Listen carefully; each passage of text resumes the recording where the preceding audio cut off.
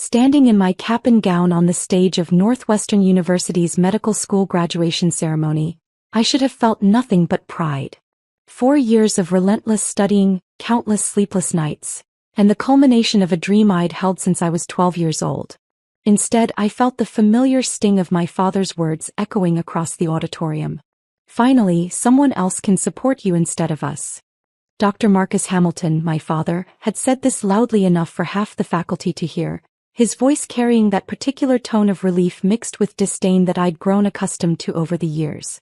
He was standing with my mother, Patricia, my older brother David, and my sister-in-law Jennifer in the family section, all of them nodding and chuckling as if he'd just delivered the world's greatest punchline. Honestly, Marcus, my mother said, adjusting her designer handbag, 26 years of this burden. Thank God for medical residencies and their salaries. David, ever the golden child with his MBA and corner office at Hamilton Industries, our family's manufacturing empire, shook his head with theatrical sympathy. I've been telling you both for years. Some people just never learn independence. At least now she'll be forced to sink or swim on her own. Jennifer, who'd married into the family 5 years ago and somehow appointed herself the authority on fiscal responsibility despite never working a day in her life, added her 2 cents. Maybe now she'll appreciate everything you've sacrificed for her education. The irony was so thick I could have performed surgery on it. For 26 years, they'd treated me like the family charity case. The ungrateful daughter who'd chosen medicine over joining the family business. The financial drain who'd, selfishly, pursued her dreams instead of contributing to Hamilton Industries' bottom line.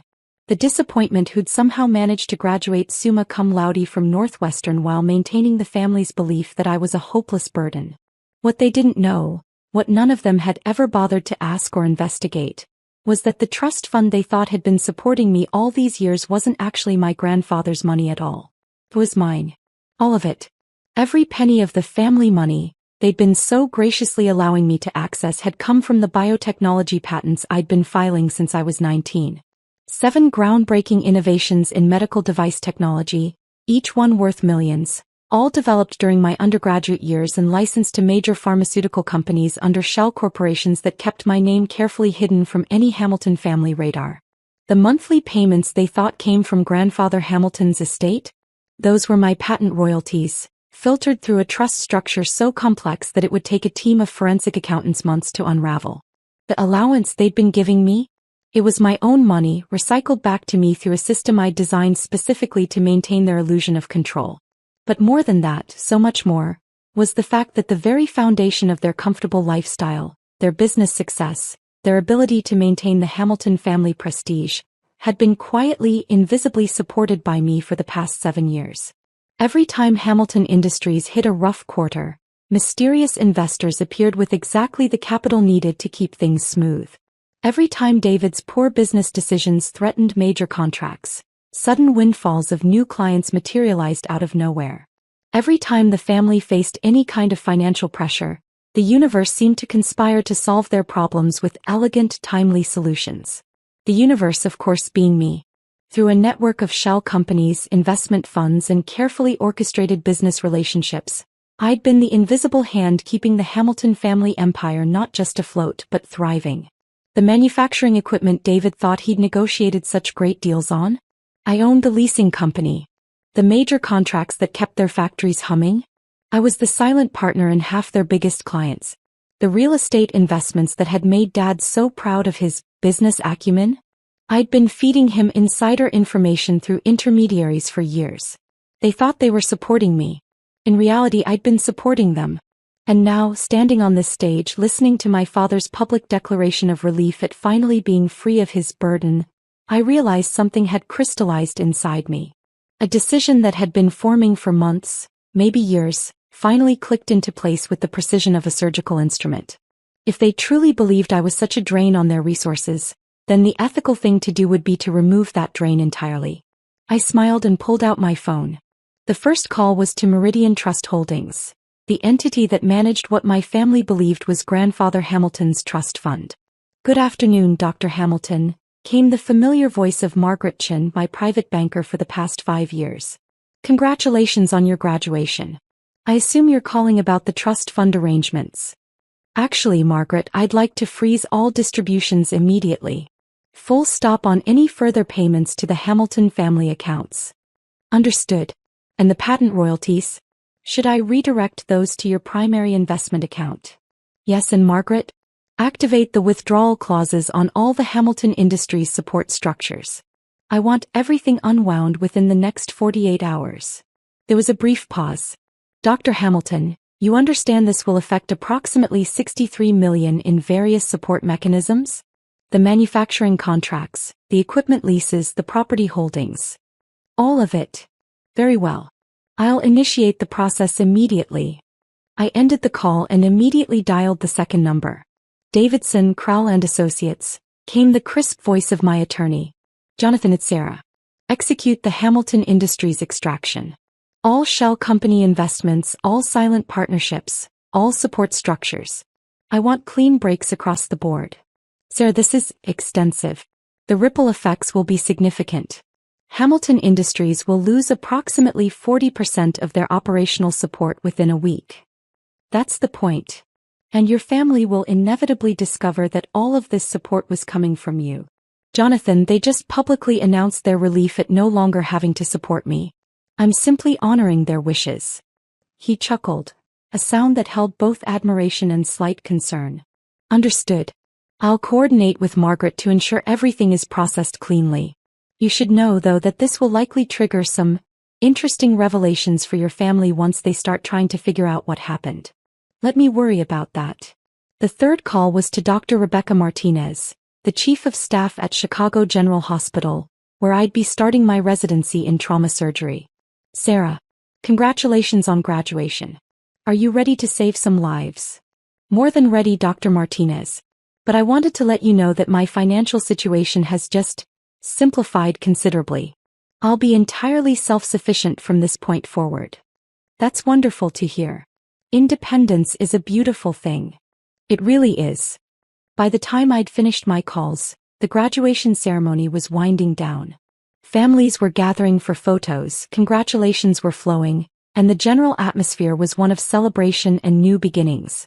My family was still clustered in their same spot, probably planning where to go for the obligatory graduation dinner. Dad was checking his phone with that slightly irritated expression he got when Hamilton Industries required his attention during family events. Mom was reapplying lipstick in preparation for photos. David and Jennifer were discussing something that required a lot of hand gesturing and serious nodding. None of them had noticed my phone calls. None of them had any idea that in the span of 15 minutes, I'd just completely restructured their entire financial reality. I walked over to join them, my graduation cap slightly askew and my diploma tucked under my arm. There she is. Mom exclaimed, immediately arranging us for photos. Our little doctor. Now we made reservations at Chez Laurent for dinner.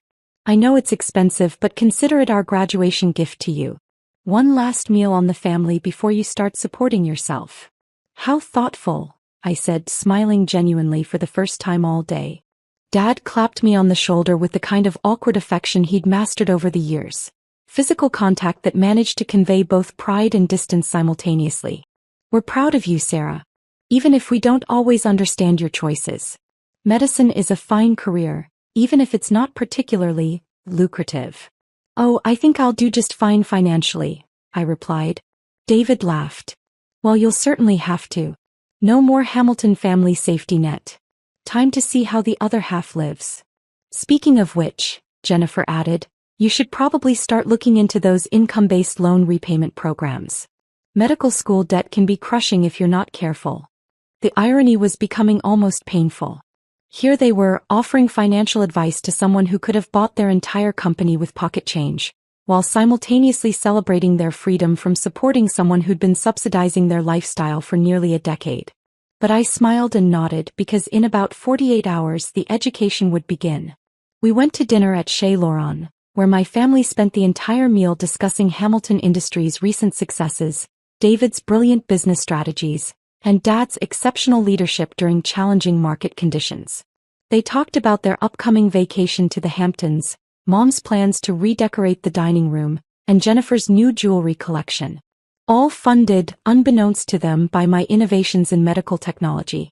I ate my filet mignon and listened to them plan a future that was about to look very different from their expectations. The waiter brought the check and Dad made a great show of picking it up. "Our treat, remember? Consider it an investment in your independence." "Thank you," I said. "I'll remember this dinner for a very long time." 2 days later, I was settling into my new apartment near Chicago General, a modest one-bedroom that I'd deliberately chosen to maintain appearances, when my phone started ringing. The first call was from Dad. "Sir, we need to talk. Something very strange is happening with the business." "Oh, what kind of strange?" "We've lost 3 major contracts in the past 24 hours. And our equipment leasing company is demanding immediate payment of some kind of penalty clause I've never heard of. Do you know anything about corporate law? This doesn't make sense." "I'm sorry, Dad, but I'm just starting my medical residency. Corporate law isn't really my area." "Right, of course. It's just, the timing is odd." The second call came from David. "Sarah, this is going to sound bizarre, but did you ever hear Grandfather mention anything about complex investment structures in his will?" "Not really." "Why?" "Because our financial advisor is saying some very strange things about the trust fund. Apparently there are irregularities in the documentation. He's asking questions I can't answer." "That does sound complicated." "The thing is, all of this started right after your graduation. The same day you graduated, actually. It's probably just a coincidence, but David, I'm sure whatever it is will get sorted out." The third call was from Mom. "Sarah, honey, I hate to bother you during your first week of residency, but we're having some temporary cash flow issues. Just a few bills that came due at an awkward time. I don't suppose you could help us out? Just a small loan until we get this business situation resolved." "Mom, I'm a first-year resident. My salary barely covers my own expenses." Of course. I just thought, well, you've always been so resourceful." The calls continued for a week. Dad, increasingly frustrated with equipment breakdowns and supplier issues. David, growing paranoid about the sudden string of coincidences affecting their business relationships. Mom, delicately hinting at financial pressures she'd never had to consider before. And then Jonathan called. "Sarah, your family has hired forensic accountants." "How do you know?" "Because the accountants called me. Apparently, they've traced some of the dissolved financial structures back to Davidson, Crowell and Associates. They're asking very pointed questions about shell companies and anonymous investment vehicles." "What did you tell them?" "That client confidentiality prevents me from discussing anything without proper legal authorization." "But Sarah, they're getting close. Within a few weeks, they're going to piece together enough to realize that their mysterious benefactor has been you all along." Good. "Jonathan, they wanted independence. They're about to get exactly what they asked for." The revelation came 3 weeks later, at what was supposed to be a strategy meeting at Hamilton Industries. I know this because David called me afterward, his voice shaking with something between rage and disbelief. "Sarah, I need you to come to the office. Right now. I'm in the middle of a 12-hour shift, David. People's lives are literally in my hands. This is about our lives. Our family. Everything we've worked for. Please." Something in his voice made me realize the moment had finally arrived. The educational component of this experience was about to begin. I arranged for another resident to cover my patients and drove to Hamilton Industries. The conference room was a tableau of devastation. Dad sat at the head of the table, his usually perfect posture slumped with defeat. Mom was crying quietly into a tissue. Jennifer looked like she'd seen a ghost. David was pacing behind a pile of financial documents that covered most of the table's surface. And in the corner, looking deeply uncomfortable, was a man in an expensive suit who could only be the forensic accountant. "Sarah," Dad said when I entered, his voice barely above a whisper. "Please tell me this is some kind of mistake." He slid a document across the table toward me. It was a comprehensive financial analysis, with my name highlighted in yellow in approximately 400 different places. "Tell me you haven't been, that you weren't." He couldn't finish the sentence. I picked up the document and scanned it quickly. The accountants had done excellent work. They'd traced every shell company, every investment vehicle, every carefully constructed financial structure back to its source. The entire 7-year history of my invisible support was laid out in meticulous detail. "This is very thorough," I said. "Sarah." Mom's voice was pleading. Please tell us this is wrong. I looked around the room at their faces. Dad, who'd publicly celebrated his relief at no longer having to support me. David, who'd lectured me about independence and financial responsibility. Jennifer, who'd condescended to me about loan repayment programs. Mom, who'd treated my graduation dinner like charity. All of them staring at me with the dawning realization that everything they'd believed about their lives was fundamentally incorrect. It's not wrong, I said quietly. The silence that followed was profound. But, how? David's voice cracked. How is this possible? You're a medical student. We were supporting you. Actually, you weren't. You haven't supported me financially since I was 19. The trust fund is my money. Patent royalties from medical device innovations I developed during undergrad. Every penny you thought came from grandfather's estate actually came from my biotechnology research. Dad's face had gone completely white. That's impossible. Portable blood analysis devices for emergency medicine. Automated surgical suturing systems. Minimally invasive cardiac monitoring technology. 7 patents, Dad. Licensed to companies like Medtronic and Boston Scientific. The first one alone generates about $4 million a year in royalties. $4 million. Mom whispered. The trust fund was just my money being managed by my financial team and redistributed back to me in a way that maintained your illusion of control. But that's not the interesting part. I picked up another section of the forensic report. The interesting part is this. Every time Hamilton Industries faced financial difficulties, mysterious solutions appeared. New contracts, favorable equipment deals, beneficial real estate opportunities. You thought it was your business acumen. Good timing. Market forces working in your favor.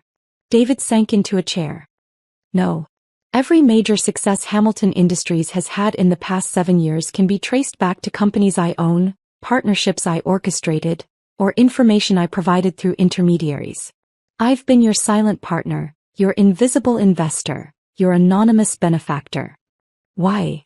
Dad's voice was barely audible. Because you're my family. Because I love you. Because I wanted you to succeed. But we never knew. You never asked. You never wondered how a struggling family business managed to thrive in an increasingly competitive market. You never questioned why everything always seemed to work out exactly when you needed it to. You just assumed it was your own competence. The forensic accountant cleared his throat. If I may, there's another issue we need to discuss. The withdrawal of support structures has created some immediate challenges for Hamilton Industries. Without the silent partnerships and favorable contracts, the company is facing significant financial pressure. David looked up at me with something approaching desperation. Sarah, we need to fix this. Do you? What do you mean? I mean, you were so relieved at my graduation. So happy to finally be free of the burden of supporting me. Dad announced it to half the faculty. You all celebrated the fact that you wouldn't have to sacrifice for me anymore. We didn't know. You didn't want to know. For 7 years, you had every opportunity to ask questions, to take an interest in my work, to wonder how a medical student could afford to live comfortably without ever seeming stressed about money. Instead, you chose to believe that I was a drain on family resources. Mom was crying harder now. Sarah, please. We made a mistake. We didn't understand. You didn't try to understand. There's a difference. I stood up and gathered my things. But here's what I'm willing to offer. You wanted independence, and I think that's actually a healthy thing. Hamilton Industries can survive without my support. It'll be challenging, but it's possible. You'll need to make some changes. Downsize the executive salaries. Eliminate some of the luxury expenses. Focus on core competencies instead of expansion. Sarah, Dad said, his voice breaking. I'm sorry. I'm so sorry. I know you are. And I forgive you. But forgiveness doesn't mean returning to the old dynamic. You wanted to be free of the burden of supporting me, and I'm honoring that wish. You're free. What about the family? Jennifer asked quietly. What about Sunday dinners and holidays and... Those were never dependent on money, Jennifer. If you want family relationships, we can have family relationships. But they'll be based on mutual respect and genuine affection, not on financial obligations or assumptions about who's supporting whom. I paused at the door. For what it's worth, I'm proud of what I've accomplished. And I'm proud that I was able to help you succeed. even if you never realized it was happening. But I'm done being invisible. I'm done being treated like a charity case by people I've been quietly supporting for years. Where does this leave us? David asked. It leaves you exactly where you said you wanted to be at my graduation. Independent. Free to succeed or fail based on your own efforts and abilities. Isn't that what you wanted? The drive back to the hospital was surreal. For the first time in my adult life, I was completely free of the complex web of financial support and emotional manipulation that had defined my relationship with my family. No more carefully orchestrated business interventions. No more invisible safety nets. No more pretending to be something I wasn't. Just me, my medical career, and a bank account that contained more money than most people see in several lifetimes. My phone rang as I was parking at the hospital. Sarah, it's Margaret. I wanted to let you know that the financial separation is complete. All Hamilton Industries support structures have been dissolved, and your personal assets are now completely independent of any family-related entities. Thank you.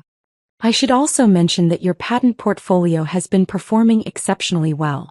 The latest licensing deal with Medicore Technologies came through this morning. Your net worth has increased by approximately $12 million since your graduation. I laughed, for the first time in weeks. Margaret, I think it's time to start being more visible with my philanthropic work. No more anonymous donations. I want my name on the hospital wing I'm funding. I want public recognition for the scholarship programs.